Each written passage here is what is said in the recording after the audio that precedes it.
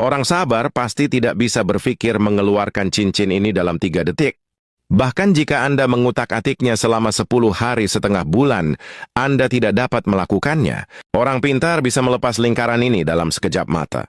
Tapi jika Anda tidak tercerahkan, dikatakan bahwa ini adalah misteri intelektual yang dirancang dengan cermat oleh orang-orang bijak kuno. Jika Anda tidak memikirkannya dengan cermat atau beralih ke sisi lain, entah itu hiasan kepala dari tali merah ini, itu akan terjadi karena cincin besi terlalu kecil. Itu tersangkut di sana. Ia tidak bisa bergerak. Perhatikan lebih dekat konstruksi mereka. Tali dipasang dengan kuat. Cincin besi itu rapat. Tidak ada satu tingkat pun. Sekilas, tali merah tidak dipotong. Cincin besi ini tidak bisa dikeluarkan sama sekali. Jangan khawatir, bisakah kamu menggerakkan tangan kecilmu untuk menghasilkan banyak uang? Beri aku hati kecil yang bebas. Dukunganmu adalah motivasi terbesar untuk ciptaanku. Selanjutnya, kita harus mulai membalikkan pemikiran, balikan cabang. Hei! Sebuah lorong baru saja muncul secara ajaib. Ambil ring dari bawah ke atas melalui tengah cabang. Mengikuti trek di sebelah kiri. Anda dapat dengan mudah mengeluarkan cincin besi. Tepuk tangan untuk pengertian. Otak Anda tidak bisa berpikir secara logika mengeluarkan cincin ini dalam 3 detik. Tahukah Anda betapa kuatnya pikiran kuno itu? Mengeluarkan cincin emas di dalam garis padat dupa setengah kolom.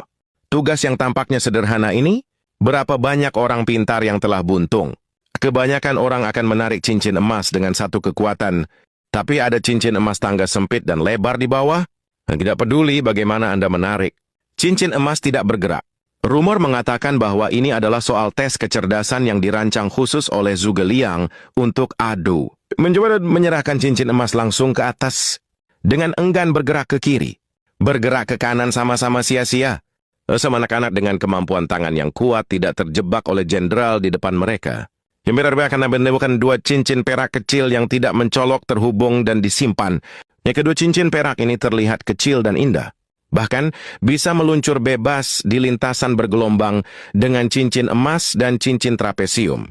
Tapi kalaupun bisa meluncur di lintasan dengan cincin emas, aku tak bisa mengeluarkannya. Banyak anak terjebak di titik ini. Aku berpikir keras untuk waktu yang lama. Pada akhirnya aku hanya bisa menyerah tanpa daya. Dan anak-anak yang biasanya bermain dengan mainan edukatif itu, mereka lebih fleksibel. Mereka tidak terbatas pada satu kereta slide pemikiran. Hal ini untuk berulang kali mengamati arah lintasan melengkung dan karakteristik sudut pembukaan sirkulasi tangga. Akhirnya ditemukan jawaban yang benar. Pertama, biarkan cincin emas itu naik dan melingkari cincin besar itu.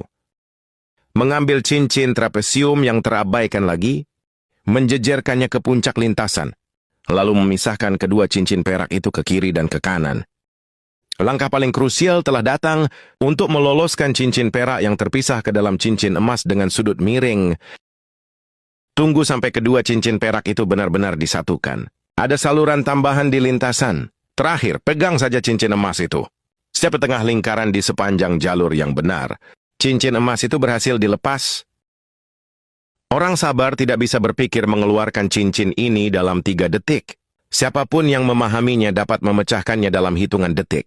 Bahkan jika kau memikirkannya selama 10 atau 8 tahun, kau mungkin tak berhasil.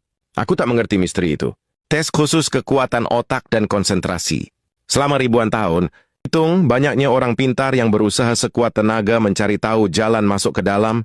Legenda mengatakan bahwa ini adalah teka-teki klasik yang digunakan orang-orang zaman dahulu untuk menguji kecerdasan anak-anak. Hampir semua orang secara tak sadar akan menarik cincin sepanjang tali hingga ke ujung ketika mereka bermain untuk pertama kalinya.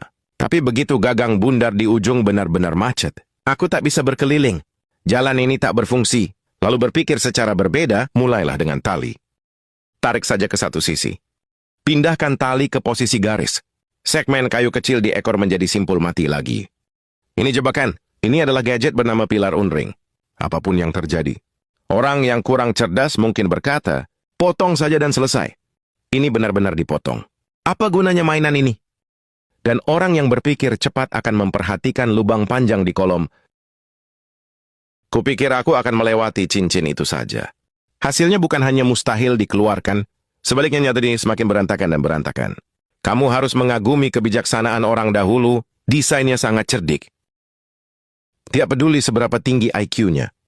Sulit dimengerti untuk sementara. Tapi aku sudah meneliti dan meneliti, akhirnya memecahkan misterinya. Gerakkan tangan kecilmu yang kaya, sukai dan dorong.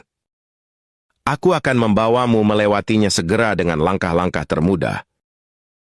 Pertama-tama lewati gagang bundar depan melalui lubang panjang kolom. Terus di-blink dan perbaiki. Lalu dorong cincin hingga ke atas kolom. Dengan mudah melewati bagian-bagian kayu kecil, biarkan cincin dan bagian kayu dipisahkan di kedua sisi. Langkah terakhir yang paling krusial, lewati perlahan cincin di belakang melalui lubang panjang. Manfaatkan dislokasi spasial. Cincin dikeluarkan sekaligus. Apakah Anda juga ingin memuji kebijaksanaan orang dahulu saat melihat ini?